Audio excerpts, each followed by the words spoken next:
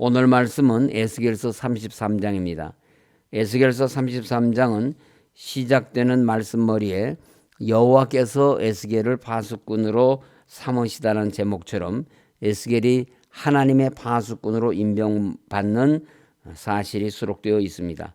에스겔서 25장부터 어제 우리가 살펴본 에스겔서 32장까지는 유다를 둘러싸고 있던 역사상 여러 차례 선민 이스라엘을 괴롭혔던 이방 열국들을 향한 하나님의 심판을 예언하였습니다.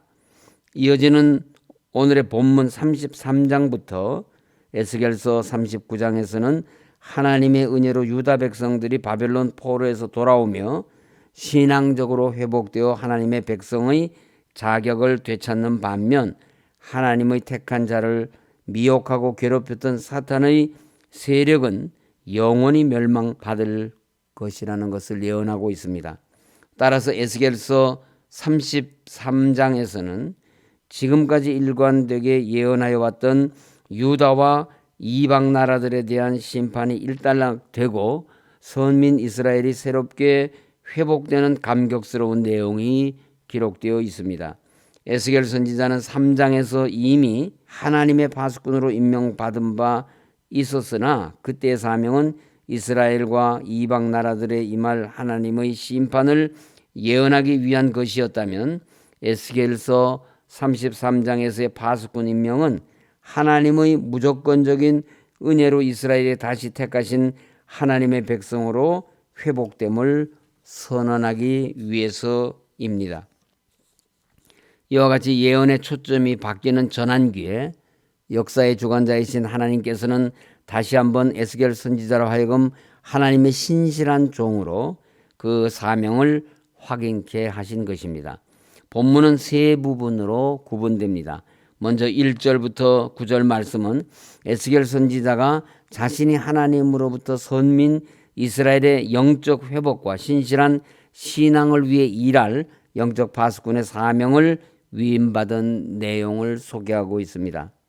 하나님께서 선민 이스라엘을 위한 파수꾼으로 에스겔의 사명을 재차 강조하시는 내용입니다. 하나님께서는 일찍이 에스겔을 선지자로 부르실 때 에스겔서 3장 17절에서 인자야 내가 너를 이스라엘 족속의 파수꾼으로 세웠으니 너는 내 입의 말을 듣고 나를 대신하여 그들을 깨우치라고 하시면서 에스겔을 이스라엘의 파수꾼으로 임명하심으로써 이스라엘 백성에게 다가올 심판을 경고하게 하셨습니다.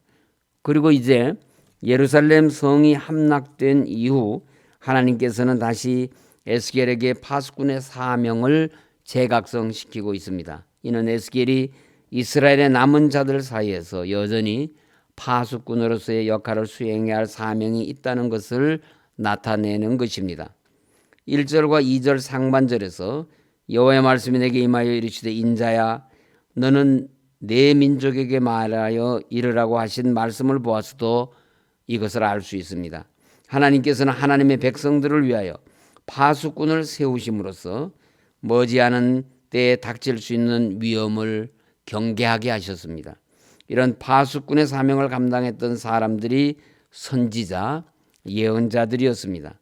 선지자들은 이스라엘이 영적으로 나태하여지거나 타락함으로써 심판의 위기에 놓일 때마다 나타나 그들에게 닥쳐오는 하나님의 심판을 경고하곤 하였습니다. 이사야는 남유다 우시야 왕 때부터 므낫세 왕 때까지 약 60년간 파수꾼의 사명을 수행하였고 예레미야는 남유다 요시야 왕 때부터 남유다가 멸망할 때까지 약 50년간을 그리고 에스겔은 바벨론의 포로로 잡혀간 이스라엘 백성들 사이에서 약 20년 이상 파수꾼의 사명을 감당하였습니다. 성경을 보면 이외에도 시대마다 여러 선지자들이 나타나서 이스라엘의 파수꾼 사명을 감당하였습니다. 파수꾼은 대적의 위험과 기습 공격을 신속히 알림으로써 동족과 공동체로 하여금 안전하게 방어하고 대비하도록 하는 중차대한 사명을 맡은 사람입니다. 따라서 파수꾼의 성실성과 책임감 여부에 따라서 파수꾼 자신의 생명은 물론 그 공동체의 운명이 달려있는 것입니다. 특별히 이러한 책임을 영적 파수꾼인 오늘날 목회자들에게 적용할 때 영적 건강과 영혼의 생명을 책임져야 할 영적 파수꾼으로서의 그 사명의 중대함을 거듭 강조해도 지나치지 않을 것입니다. 하나님께서 이 시대를 향해 주시는 말씀은 책망과 경책이지만 또 민족과 이 땅의 교회들에게 심판과 각성과 회개의 메시지를 주고 계시는데 정작 강단에서는 위로와 축복, 평안의 말씀만 선포되고는 있지 않은지 우리는 경계해야 합니다. 1절부터 9절에서 에스겔 선지자는 자신이 하나님으로부터 선민 이스라엘의 영적 회복과 신실한 신앙사수를 위해 일할 영적 파수꾼의 사명을 위임받은 내용을 소개하고 있습니다.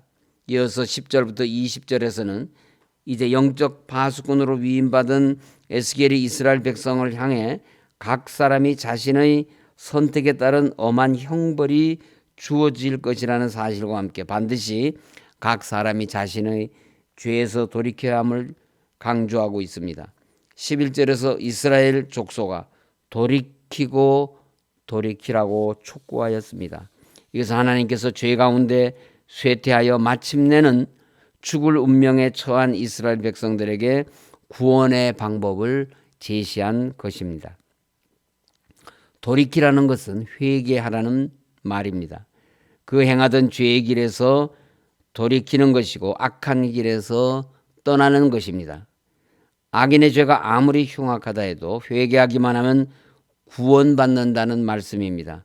12절부터 16절에서는 각 사람의 구원과 형벌은 과거의 행위에 근거한 것이 아니라 현재의 상태에 근거한 것이라는 것을 말씀하고 있습니다. 과거에 중한 죄인이었다고 할지라도 지금 죄에서 돌이킨다면, 즉 회개한다면 그는 구원받게 될 것이고, 반면에 과거에 아무리 의인이라 칭함을 받았다고 할지라도 그가 지금 죄 중에 거한다면 하나님의 심판의 대상이 된다는 것입니다. 18절 19절 말씀입니다. 만일 의인이 돌이켜 그 공의에서 떠나 죄악을 범하면 그가 그 죄악 가운데서 죽을 것이고, 만일 악인이 돌이켜 그 악에서 떠나 정의와 공의대로 행하면 그가 그로 말미암아 살리라. 그러므로 우리는 과거 우리의 삶이 어떠하였든지 지금 매 순간순간을 하나님 앞에 바르게 서고자 힘써야 합니다. 말씀에 순종하는 의로운 삶을 살아야 합니다. 하나님 앞에서 우리는 항상 과거나 미래가 아닌 지금 현재의 모습으로 설 것이기 때문입니다.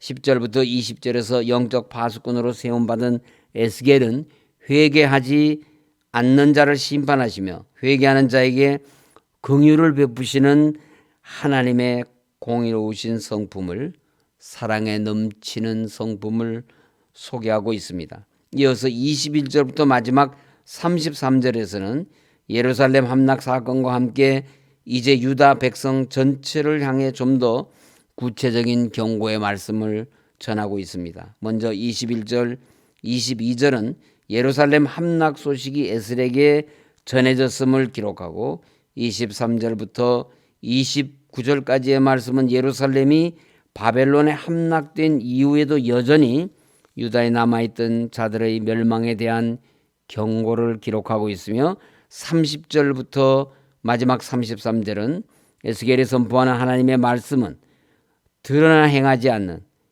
바벨론의 포로로 잡혀간 유다 백성의 표리부동한 신앙 행태를 지적하고 에스겔 선지자가 전한 하나님의 말씀이 다 이루어지게 될 것을 경고하고 있습니다.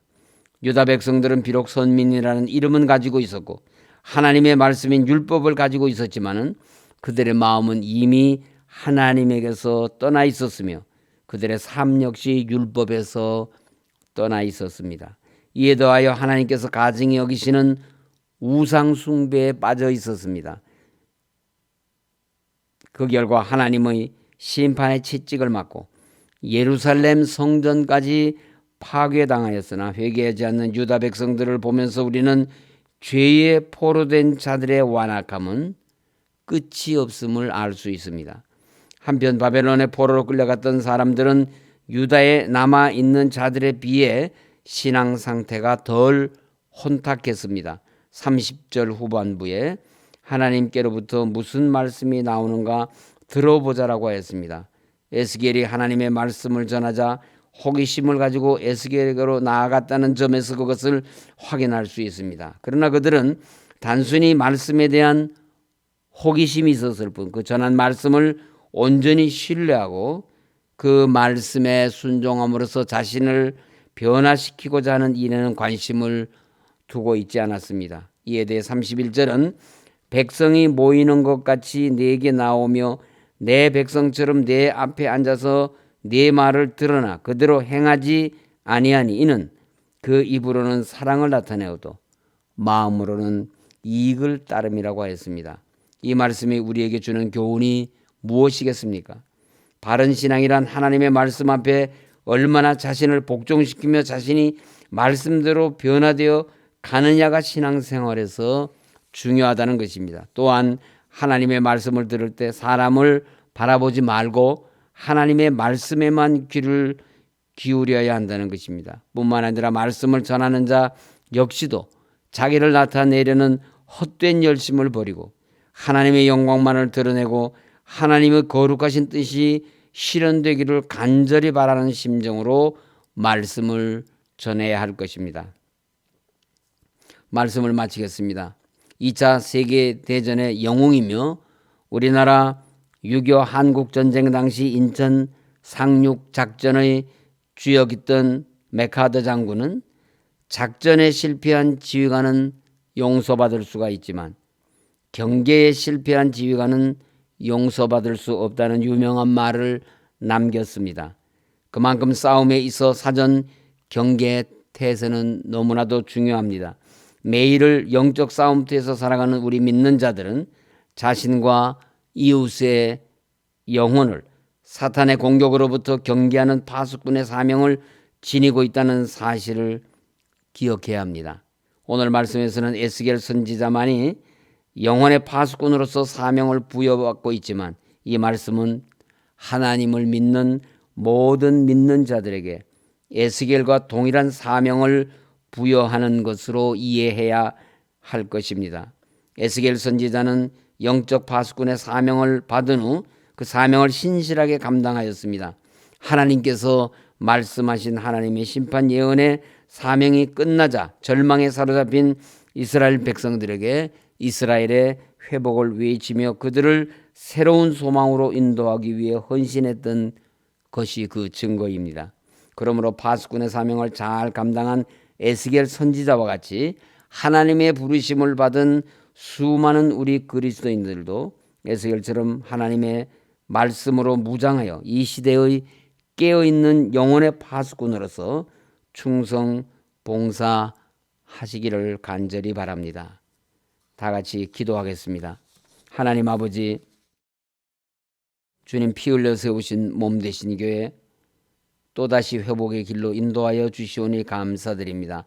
우리의 힘으로도 능으로도 할 수 없고 오직 여호와의 영으로만 성령으로만 이 교회를 회복시킬 수 있는 줄을 믿사오니 겸손하게 하시고 교만을 버리고 하나님께서 친히 이 교회를 회복시켜 주시는 것을 볼 수 있게 하여 주시옵소서. 그리하여 하나님 능하신 손안에서 다시 세워지는 우리 서울교회를 통하여 하나님의 부흥을 보게 하여 주시옵소서.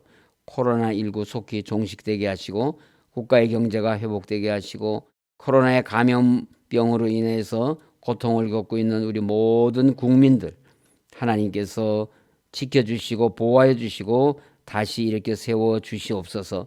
이 일을 위하여 우리 대통령과 위정자들이 정치를 바르게 힘쓰게 하시고 사리사욕을 버리고 이 나라를 모든 위기로부터 건져내는 이 일을 잘 감당하여 하나님의 칭찬을 받고 온 세계 사람들로부터 존경을 받는 우리 대통령과 이 땅의 지도자들 다 되게 하여 주시옵소서. 복음화된 통일조국 허락하여 주셔서 남과 북이 대립의 구도를 다 깨어버리고 세계를 향하여 복음을 들고 나아가서 한 영혼 한 영혼을 주님 앞으로 구원하는 이 놀라운 사명을 감당하는 우리 대한민국 또 남과 북 우리 온 결례가 될 수 있도록 능하신 하나님의 손으로 인도하여 주시옵소서. 우리는 할 수 없습니다. 그러나 하나님만이 이 일을 가능케 하실 줄을 믿사오니 하나님 이루어 주시옵소서. 원로 목사님 강건하게 하시고 오는 주일에 주님 몸 되신 교회에 나오셔서 성도들을 축복하여 주시고 하나님의 말씀을 증거하시며 모든 성도들에게 교회 회복의 소망과 부흥을 증거하실 수 있도록 은혜를 베풀어 주시옵소서. 우리 모든 성도님들 연약한 가운데 계신 분들 오늘도 눈동자와 같이 지켜주시고 회복의 은총을 베풀어 주시고 죽음을 이기고 부활하신 우리 주님 바라보게 하시고 그 은혜로 다시 살아났던 나사로와 같이 하나님 저희들도 이 모든 어려운 때에 육신의 연약함을 다 이기고 일어나서 하나님 맡겨주신 사명 잘 감당하는 우리 서울교회 모든 성도들 가정 하시는 모든 일들 자녀손들 다 되실 수 있도록 주께서 함께하여 주시옵소서. 감사합니다. 예수님 이름으로 기도드립니다. 아멘. 하늘에 계신 우리 아버지, 아버지의 이름을 거룩하게 하시며 아버지의 나라가 오게 하시며 아버지의 뜻이 하늘에서와 같이 땅에서도 이루어지게 하소서. 오늘 우리에게 일용할 양식을 주시고 우리가 우리에게 잘못한 사람을 용서하여 준 것 같이 우리 죄를 용서하여 주시고 우리를 시험에 빠지지 않게 하시고 악에서 구하소서. 나라와 권능과 영광이 영원히 아버지의 것입니다. 아멘.